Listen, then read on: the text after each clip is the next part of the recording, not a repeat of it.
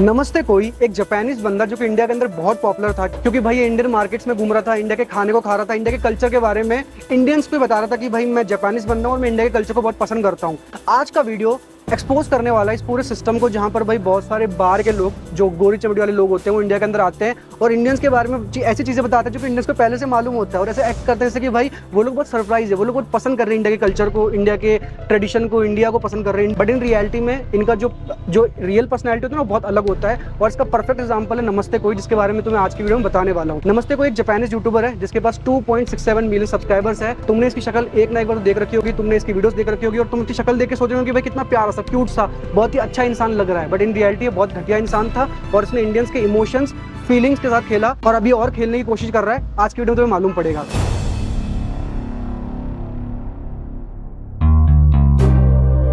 आज से कुछ साल पहले 2021 के अंदर गाना आया था नमस्ते करी वाला, जो कि तुमने पक्का सुना होगा। ये एक जापानीज गाना था जो कि इंडिया के बारे में रेशियल कमेंट्स पास कर रहा था, इंडिया के लोगों के बारे में, कल्चर, इंडियंस का मजाक उड़ा रहा था। कह रहा था कि भाई इंडियंस खाली नान और करी खाते हैं, इसके अलावा कुछ और खाते नहीं है। और करी जिन लोगों ने पता तो भाई बाहर की कंट्रीज में करी नाम से बहुत ज्यादा बेइज्जती होती है इंडियंस की, बहुत मजाक उड़ता है कि भाई इंडियंस खाली करी खाते रहते हैं। और इस गाने के अंदर भी वो लोग यही कर रहे थे, एक तरीके से इंडियंस को मॉक कर रहे थे।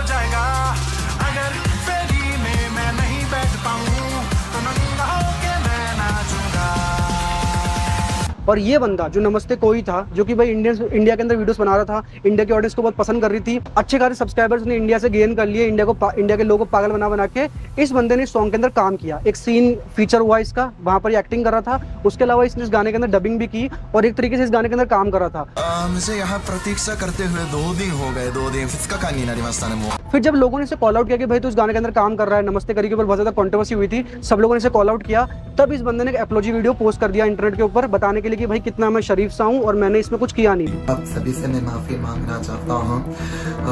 आपको बहुत बुरा लगा होगा, कितना बुरा लगा होगा, कितना खराब लगा होगा वो मैं सोच सकता हूँ, समझ सकता हूँ। फिर लोगों ने, हमारे इंडियंस ऐसे ही होते हैं भाई, थोड़ी सी अगर किसी ने बुरा भी कर लिया तो भाई हाँ थोड़ी सी माफी मांग ली तो चलो कोई बात नहीं यार, माफ कर दे, एक चांस दे देते इस बंदे को। वैसे इस बंदे को एक चांस दे दी। उसके बाद मालूम पड़ा कि भाई इस बंदे ने सब कुछ झूठ बोला इस एपोलॉजी वीडियो के अंदर। एपोलॉजी वीडियो के अंदर बंदा कह रहा था कि भाई मुझे कुछ नहीं मालूम कि भाई ये गाना क्या बन रहा था, मुझे तो पता ही नहीं था कि बस गाने में क्या हो रहा है। जान लीजिए और समझ लीजिए कि मैंने वो वीडियो बनाने के लिए कुछ भी नहीं किया है। जिन लोगों ने वो वीडियो बनाया है उन लोगों ने मुझे बुलाया था सिर्फ उस वीडियो में 5 सेकंड के लिए दिखने के लिए, सिर्फ दिखने के लिए। बट एक यूट्यूबर जो जापान में रहता है, उसका नाम है रोम रोम, वो जापान के अंदर रहता है, जापानी कल्चर के बारे में बताता है। उस यूट्यूबर ने बताया कि भाई ये बंदा सब कुछ झूठ बोल रहा है, इसको मालूम था कि इस गाने में क्या क्या होने वाला है और इस बंदे को पता था कि मैं ऐसे गाने के अंदर काम कर रहा हूँ। फिर भी इस बंदे ने गाने में काम किया पैसे के लिए और उसके बाद इस गाने को ट्रांसलेट करने में भी इसका नाम था, इस बंदे ने ट्रांसलेट भी किया इस गाने को। फिर जब इंडियंस को इसके बारे में मालूम पड़ा तो इंडियंस ने इसको ट्रोल किया, गालियां वाले बच्चे की भाई तू ये सब कुछ क्यों कर रहा है। फिर इस बंदे ने एक और एपोलॉजी वीडियो डाली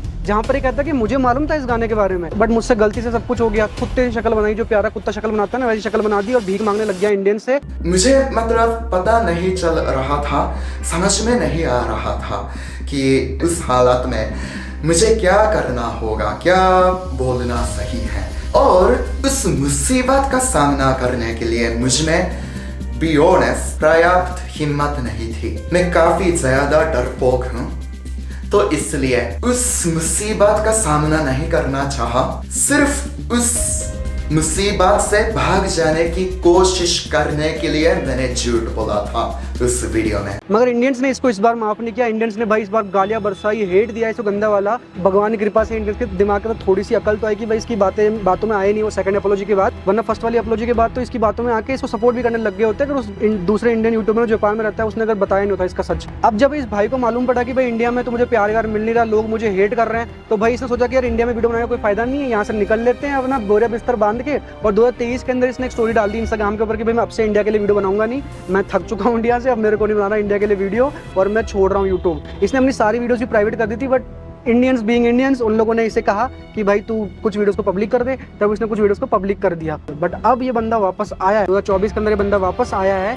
और वापस क्यूट बन के दिखा रहा है, वापस ऑडियंस से प्यार पाने की कोशिश कर रहा है। और लोग इसे कमेंट में लिख भी रहे कि यार वाओ नमस्ते कोई यार back, we love you. But इसकी रियलिटी तो एक बार तुम लोग जान लो। रियलिटी जानने के बाद तुम उसको पक्का अभी भी जाके एक्स्ट्रा गालियां बक के आओगे। जब ये बंदा निकल गया था इंडिया से, जब इसका इंडिया से बोरा बिस्तर क्लियर हो गया, फिर जापान में जाने के बाद जापानीज ट्विटर अकाउंट से अपने बहुत सारे ट्वीट किए। अब इसको मालूम पड़ गया कि भाई इंडियंस की ऑडियंस तो गई अपनी, इंडियंस तो अपने को प्यार कर नहीं रहे, तो फिर ये अपने रियलिटी पे आ गया और इसने जापानीज ट्विटर के ऊपर क्या क्या लिखा तुम एक बार सुनो। 23 अक्टूबर 2023 को इसने ये वाला ट्वीट किया था जिसको इसने जापानीज में किया था, और इसका हिंदी ट्रांसलेशन होता है, इसका कोई मन नहीं है जापानीज लोगों को इंडिया या किसी और देश के बारे में बताने का, ना ही कोई क्रेजी गोल है कि जापान या किसी भी देश यानी कि इंडिया ही है, क्योंकि भाई इसकी कोर ऑडियंस तो इंडियन ही थी, कोई और तो देख नहीं रहा था इसको, खाली इंडियंस ही देख रहे थे। तो ना ही कोई क्रेजी गोल है जापान या किसी भी देश यानी कि इंडिया की दोस्ती कराने का या ब्रिज बनाने का दोनों के बीच में। भाई को सिर्फ फेमस होना है और सक्सेसफुल होना है, व्यूज कमाने बहुत सारे। दूसरा एक और ट्वीट किया था इसने जापानीज लैंग्वेज के अंदर, जापानीज ट्विटर अकाउंट के ऊपर, तुम वो भी सुन लो एक बार। भाई ने 3 साल का ब्रेक लिया तो इसके सब्स 2.7 तक ही रह गए, 2.7 मिलियन तक ही रह गए, बट अब वो इस साल के आखिर तक 3.5 मिलियन करेगा। और वो जो कुत्ते की शक्ल बना के क्यूट बनता है वो इसलिए करता है क्योंकि ज्यादा व्यूज आए उससे। विनिंग स्ट्रेटेजी है इसकी, और अब ये शॉर्ट वीडियो क्रिएटर बनेगा हिंदी में। तो इसकी विनिंग स्ट्रेटेजी है कि भाई क्यूट सा चेहरा बना के दिखाना है, क्यूट सा बन के दिखाना है कि भाई मैं तो कितना क्यूट हूँ। इसकी आंखें देख रहे हो कितनी क्यूट सी बन गई है, बट इस आंखों के पीछे एक बहुत ही घटिया मॉन्स्टर रह रहा है, वो किसको पता नहीं है। तीसरे ट्वीट के अंदर तो भाई इस बंदे ने हद्दी पार कर दी। उस ट्वीट के अंदर ये कह रहा है जो मुझे पसंद करते हैं वो पागल चूती हैं, तभी मैं जो भी करता हूँ, जो भी गलत चीज भी करता हूँ तो मुझे ये लोग माफ कर देते हैं, जबकि नहीं करना चाहिए कायदे से तो, बट माफ कर देते हैं ये लोग। और ये लोग कहते हैं कि ये मेरा चार्म है, love is blind. Indians love is blind, you love anybody from foreign country, जो तुम्हारी तारीफ कर देता है, यू लव हिम। अब अगर तुम्हारा इन ट्वीट को देख के भी नहीं लगा कि भाई ये बंदा कितना फेक बन के दिखा रहा है, कितना ज्यादा फेकीबाजी कर रहा है, शोबाजी कर रहा है, तो तुम लास्ट वाला ट्वीट सुन लो, उसके बाद मेरे ख्याल से तुम लोग को पक्का लग जाएगा कि ये बंदा बहुत बड़ा फेक है। मेरी ओवरसीज ऑडियंस यानी कि इंडियन ऑडियंस ऐसा समझती है जैसे मैं बहुत सिंसियर, प्योर और गुड नेचर का इंसान हूँ, बट रियलिटी में पूरा अलग हूँ, और मैं थक गया हूँ ऐसा बन के दिखा के लोगों को, बट क्या करूँ भाई, करना पड़ता है, पैसा तो कमाना है मेरे को, व्यूज तो इंडिया से आ रहे हैं। थक गया हूँ मैं ऐसा अच्छा इंसान बन के, जबकि पूरा अपोजिट हूँ मैं उसका। अब से मैं अपना ट्रैशीनेस और मेसीनेस बिल्कुल नहीं छुपाऊंगा। अब इसका ट्रैशीनेस और मेसीनेस क्या है वो तो समझ जाओ भाई, इंडिया को हेट करता है तभी तो इसने नमस्ते करी वाले गाने के अंदर काम किया था। इन द कंक्लूजन अब जब ये वापस लौट के आया तो भाई इंडियन इसको बहुत प्यार कर रहे हैं, बहुत सारे कमेंट भर रहे हैं इसके नीचे कि भाई यार कोई बात नहीं यार, सेकंड चांस तो मिलनी चाहिए इंसान को, बट याद रखना भाई तुम इसको सेकंड चांस ही दे रहे, तुम इसको थर्ड या फोर्थ चांस दे रहे, क्योंकि भाई इसने पहली एपोलॉजी जब दी थी उस एपोलॉजी के अंदर उसने कुछ भी बकवास किया था, झूठ बोल रहा था कुल मिला के। सेकंड वाले एपोलॉजी के अंदर भी इसने बस एपोलॉजी दे दी कि भाई हाँ मैंने किया है, माना तो है बट स्टिल गलत काम तो किया है। फिर जब ये जापान गया उसने इतने गंदे गंदे ट्वीट किए, इसको मालूम पड़ा कि इंडियन ऑडियंस गई, अब मुझे इनसे कुछ फर्क नहीं पड़ता। जब गई तो इसने गंदे गंदे कमेंट पास करना स्टार्ट कर दिया इंडियंस के बारे में, क्योंकि अब वहाँ लोग प्यार नहीं दे रहे तो उनके बारे में तो उल्टा ही बोलेगा ना। जैसे तुम्हारे कोई पड़ोस में कोई लड़का रहता है, उसने तुम्हें गाली बक दी, तुम्हारे दिमाग के अंदर उल्टे थॉट नहीं आते, वैसे इसके अंदर भी उल्टे थॉट आने लग गए। और फिर जब इसने जापान के अंदर कुछ बनाया, जापान के अंदर कुछ बनाया होगा, वहाँ के लोगों ने प्यार दिया नहीं होगा, क्योंकि इसका सेलिंग पॉइंट सिर्फ यही था कि भाई ये इंडियंस के बारे में बता रहा है, इंडियंस को पसंद आया ये चीज़, बाकी लोगों को पसंद नहीं आया, वहाँ पर पूरा फेल हो गया। तब ये इंडिया में वापस लौट के आया, क्योंकि किसी दोस्त ने कहा होगा कि भाई यार तेरे पास 2.7 मिलियन सब्सक्राइबर्स है, क्यों छोड़ रहा है, जाके वापस बना।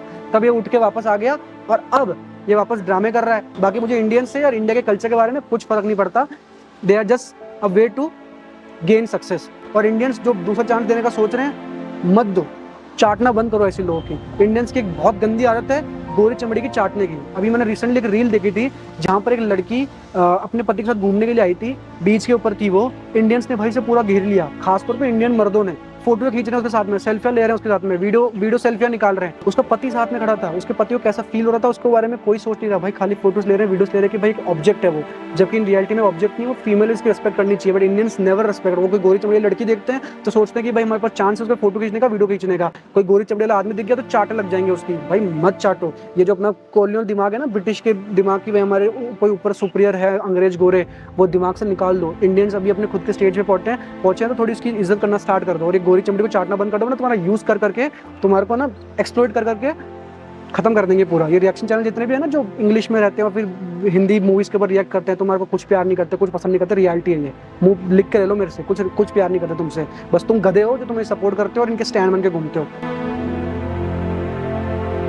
बाकी आज का वीडियो छत पे शूट कर रहा था, पीछे बारिश हुई है, मौसम बहुत अच्छा था तो मैंने बोला छत पे शूट कर लेते हैं, तो मेरे ख्याल से तुम्हें बहुत अच्छा लग रहा होगा पीछे, है ना, मस्त लग रहा है। बाकी आज के वीडियो के लिए इतना ही। तुम अपना ओपिनियन शेयर करना कमेंट के अंदर, वीडियो को लाइक करना, शेयर करना इस वीडियो को, बहुत डिफरेंट टॉपिक्स के ऊपर तुम्हारा भाई वीडियो लेकर आता है, प्लीज चैनल को सब्सक्राइब करो, नोटिफिकेशन बेल को ऑन करना, मेरे रीच लाने में बहुत हेल्प करेगा, तो तुम्हारा सपोर्ट मेरे लिए बहुत मायने रखेगा, तो प्लीज नोटिफिकेशन बेल को ऑन कर देना। मिलूंगा आपसे नेक्स्ट वीडियो में, टिल देन नमस्कार।